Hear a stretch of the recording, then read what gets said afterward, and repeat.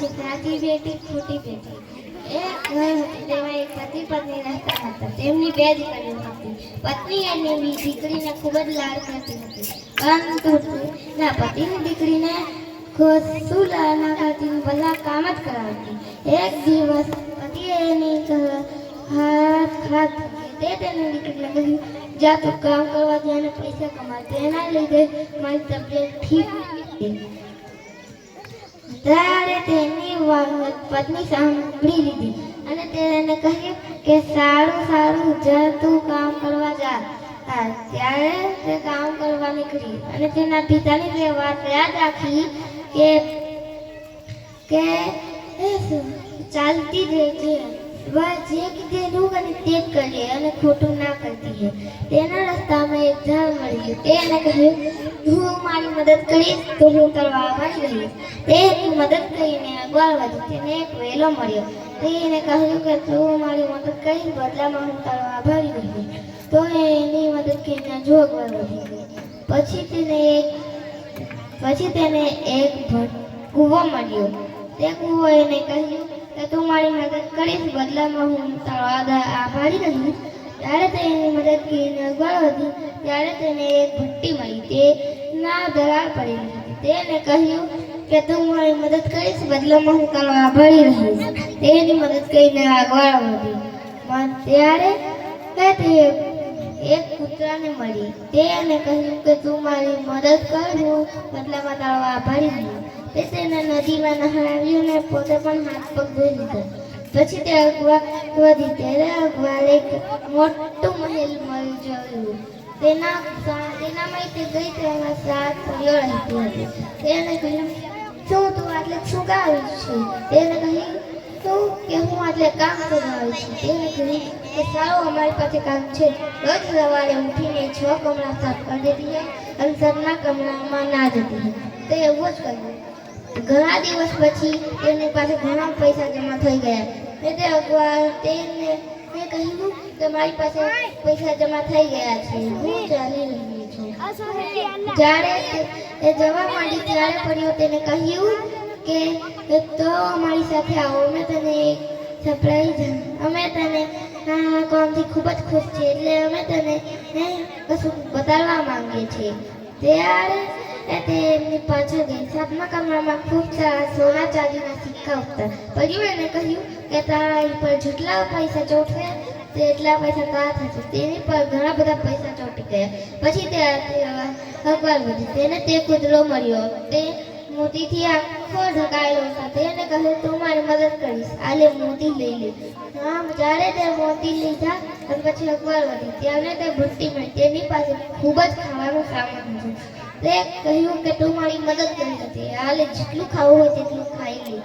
પછી તે ઘણું બધું ખાવાનું લીધું અને ઘણું બધું ખાવાનું પોતાના પિતા માટે પણ લીધું। તે આગળ વધી તેને તે કૂવો મળ્યો। તેને કહ્યું કે તને તરસ લાગી હશે, લે પાણી પીએ।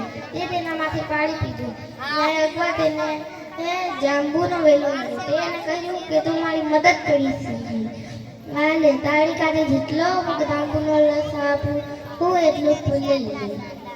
ઘણો બધો જાંબુનો રસ તે પીધો અને પિતાના માળીને પણ ઘણો બધો લીધો। એકવાર વધી તેને તે ઝાડ મળ્યું। તે આખું લીલું છમ હતું। તેને કહ્યું, તું મારી મદદ કરી હતી, આ લે ઘણા બધા ફળો ખાઈ લઈએ। તે ઘણા બધા ફળો ખાધા ને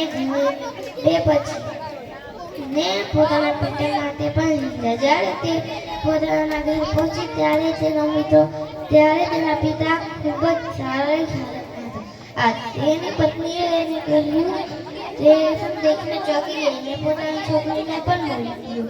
તેની છોકરીને તે ઢાળ મળ્યું, પરંતુ તે સુકાયું હતું। તે કહ્યું કે તું મારી મદદ કરીશ, બદલામાં હું તારો આભારી રહીશ, પરંતુ તે ના કરીને તે આગળ વધી ગઈ।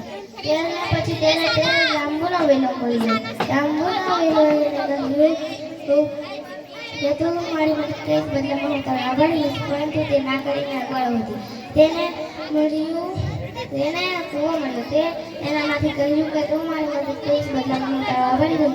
પરંતુ એ કહ્યું કે ના, હું ના કરું. અને પછી તે આગળ વધી. તેને તે ભટ્ટી મળી. તેને કહ્યું કે તું મારી મદદ કરીશ, બદલામાં હું તારો આભારી રહું. પરંતુ એ કહ્યું કે હા, હું ના કરું. એટલે એને આગળ વધી. તેને તે કૂતરું મળ્યું. અને પછી તે કૂતરું અને પછી તે કૂતરું અને કહ્યું હું મારી મદદ કરીશ, બદલામાં હું તારો આભારી રહું. પરંતુ તે ત્યાંથી નાસી ગઈ. તેને તે મોટું ઘર મળ્યું. તેનામાં સાપ પડ્યો.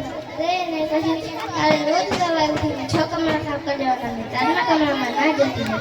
તો જ્યારે તે રોજ સવારે ઉઠીને 6 કમરા સાફ કરી દીધી, પરંતુ તે 7મા કમરામાં એક દિવસ જતી રહી.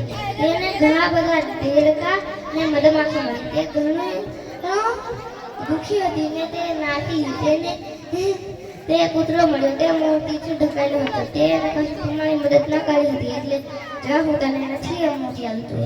એની પછાણાથી પરંતુ તેને મોતી ના મળ્યો.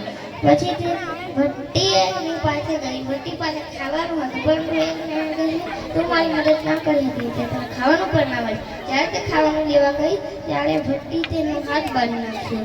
ત્યારે પછી તે આગળ વધી. તેને કૂવો મળ્યો. કૂવામાંથી તે પાણી પીવા ગઈ ત્યારે પાણી ઊંડું થતું ગયું. જ્યારે તે પાણી ખાયું ત્યારે તે પાણી વગર જ આગળ વધી. તેને દ્રાક્ષનો વેલો મળ્યો. તેની પાસે દ્રાક્ષનો રસ હતો, પરંતુ તે દ્રાક્ષનો જ્યારે પીવા જતી ત્યારે તેનાથી પીવાતું નહીં. તે આગળ વધી. તેને તે ઝાડ મળ્યું. તે ઝાડે એને કહ્યું કે તું મારી મદદ ના કરી હતી, એટલે તમે ઝાડના મારાના ફળો પણ ના મળે. જ્યારે તે ફળો લેવા ગઈ ત્યારે ઝાડ ઊંધું જતું ગયું. પછી બુડાન તે ભૂખી રહેલી પોતાના ઘેર પહોંચી. તેની માએ તેને આવું જોઈને ખૂબ જ દુઃખી થયા. ત્યાંના પતિએ કહ્યું કે તું ખૂબ જ લાલતી હતી, એટલે તારી સાથે આવું થયું. તારે કહેવું જોઈતું કે તારી બેટીને ખૂબ બધાની મદદ કરી, પરંતુ એવું ના કહ્યું, એટલે તારી બેટી બગડી ગઈ છે.